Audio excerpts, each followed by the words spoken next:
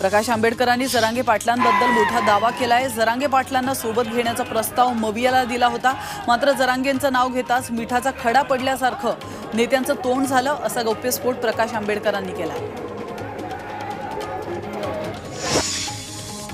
आरक्षणाची मर्यादा 73% नेण्याची भूमिका म्हणजे राहुल गांधींनी दाखवलेलं लॉलीपॉप आहे, अशी टीका मराठा क्रांती मोर्चाचे समन्वयक राजेंद्र कोंढरे यांनी केली आहे। संधीची समानता हे तत्व लक्षात घेता EWS आरक्षण अस्तित्वात असताना जाती आधारित आरक्षणामध्ये वाढ कशी करणार याबाबत स्पष्टता नसल्याचंही कोंढरे म्हणाले।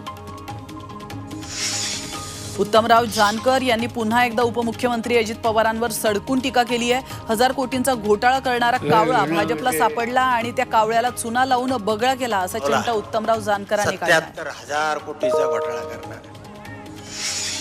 हातकणंगले आणि सांगली लोकसभा मतदारसंघासाठी प्रचाराचा आता काहीच अवधी उरलेला आहे। अमृत नोनी गॅस्ट्रिन, अपचन, ऍसिडिटी, गॅस्ट्रबल ह्यापैकी तुम्हाला कुठलाही गॅस्ट्रिक प्रॉब्लेम झाला, उपाय एकच, अमृत नोनी गॅस्ट्रिन। राष्ट्रवादी काँग्रेसचे शरद पवार गटाचे प्रदेशाध्यक्ष जयंत पाटील यांच्या सांगली, माढा आणि लोकसभा मतदारसंघात आज मॅरेथॉन सभा पार पडणार आहेत। एकाच दिवसात जयंत पाटलांच्या तब्बल 7 सभा होणार आहेत।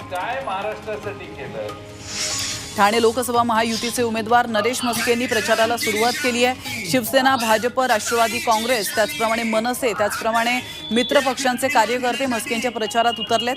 त्यांनी आपल्या प्रचाराची सुरुवात रेल्वे प्रवाशांशी संवाद साधून केली आहे। धुळे लोकसभा मतदारसंघात अर्ज छाननी प्रक्रियेमध्ये वंचित बहुजन आघाडीचे उमेदवार अब्दुल रहमान यांचा अर्ज बाद ठरवण्यात आलाय।